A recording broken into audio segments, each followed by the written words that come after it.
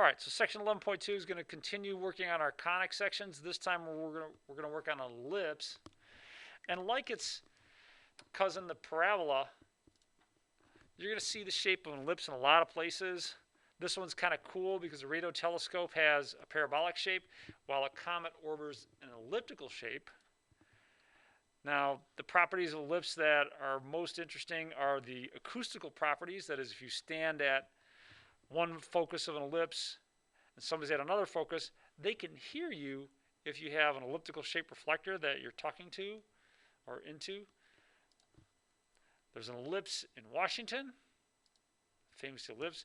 We orbit the sun in an elliptical shaped path, and we're actually closer to the sun in the winter than we are in the summer. The seasons come about from the tilt of our axes. Lithotripter, I hope you don't have to run into this machine anytime soon. But what a lithotripter does is it has an elliptical shaped reflector here, puts an electrode that generates an energy wave, and that's at one focus. At the other focus of ellipse is a patient with a kidney stone or a gallstone.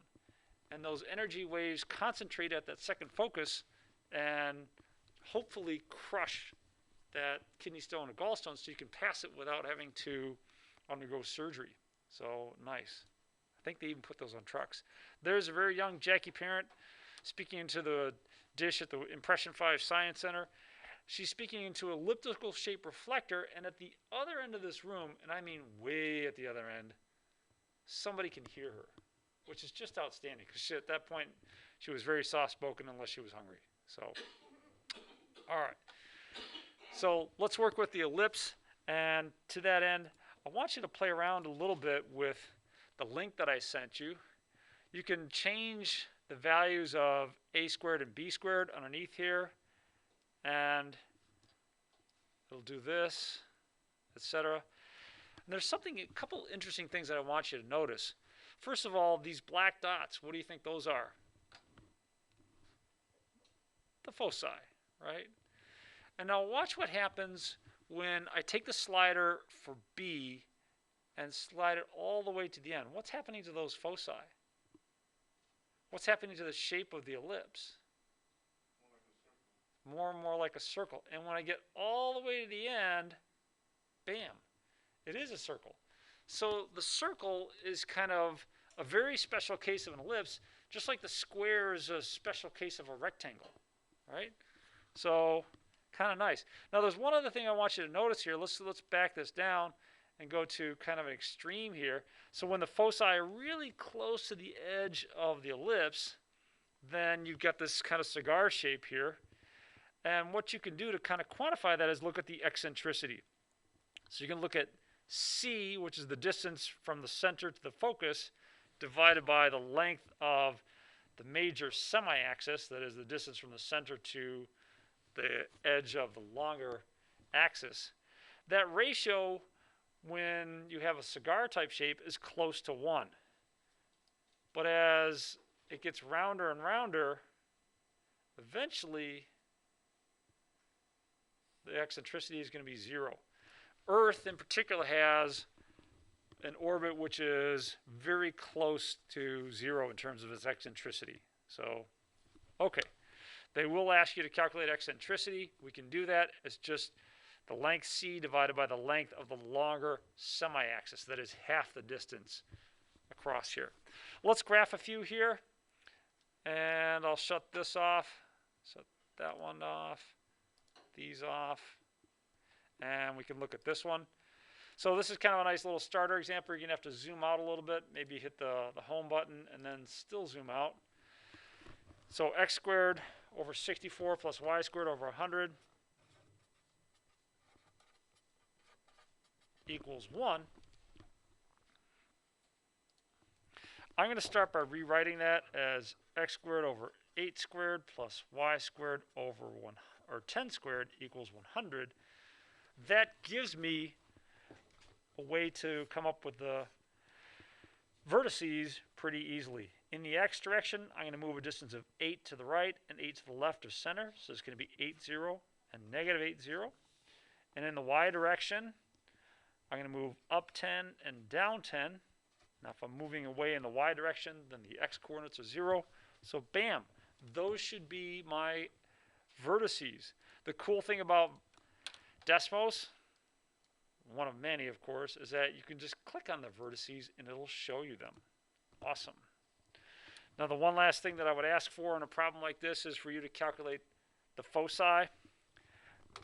The formula is c squared is going to equal a squared minus b squared, or b squared minus a squared. Whichever one of these is positive, basically you're going to take the larger one minus the smaller one. So c squared equals 10 squared minus 8 squared. 100 minus 64 is 36. So c is plus or minus the square root of 36 plus or minus 6. So in the x direction, the larger axis is in the y direction. So in the y direction, I'm going to move up 6 and down 6 to come up with my foci. And that should do it for this graph. Let's click that there. Bam. Up 6, down 6. We got it. Okay. How about the next one? The next one isn't in that nice form that this previous one was. So we'll do example B. And we're going to have to start off with a little bit of extra work here. And, oh, I forgot to shut off the foci here. So this is kind of a narrow graph, all right? That means I expect that the foci are going to lie really close to the vertices here. Let's copy down this equation. 2x squared plus 81y squared equals 162. The way to start this one is to get 1 on the right-hand side, and I'll do that by dividing everything through by 162. 162, 162. Now that's going to simplify. I'm going to be left with x squared over 81 plus y squared over 2 equals 1. Kind of like the last example, it's going to be really helpful if I write this as x squared over 9 squared. But what do I square to get 2? The square root of 2. Perfect. Now I want to know that because one of the things that I may ask you is the coordinates of the vertices. Now it's great in the x direction if you could say, all right, well that's 9 and 0 and negative 9 and 0. And Desmos will help you out to an extent for the other direction. So here, 9 and 0, negative 9 and 0, and 9 and 0. So those look good. But here you just get a decimal value. And I'm telling you right now that on a test, I'm going to be asking for exact values. Now it doesn't hurt to check yourself. That is the square root of 2. Oh yeah, that's 1.414. So we're good there. But Desmos is not going to give you those values. You're going to have to know that, gee, that's the square root of 2. And I'm going to want to see you writing on your paper that that's the square root of 2. So 0, 0, square root of 2, negative square root of 2. Last thing to do is to figure out the foci. So that's going to be c squared equals the larger minus the smaller. 9 squared minus square root of 2 squared, which is going to be 81 minus 2, which will give me 79. So c is going to be plus or minus the square root of 79. Beautiful. Now that should be really, really close to these vertices. And if you plot that, you'll see that indeed they are. Not a lot of daylight between those two coordinates. That's okay. There's one last one that I'd like to do for you. And that is this one down here. 16x squared plus 9y squared. There's one like this, at least one like this in homework. The problem is we've already got 1 on the right-hand side, but I don't have any nice denominators. So this is example C. The trick is I'm going to write that as 16 squared divided by 1/16 plus y squared over 1/9. Now how can I do that? Why can I do that? It's because when you divide by a fraction, that's like multiplying by the reciprocal. So dividing by 1/16 is like multiplying by 16, and so on. Now I still need to do one more thing here, and that is write that as, let's see, it'd be 1/4 squared. How about underneath the y coordinate? What should I write there? 1/3 squared. Thank you. All right, so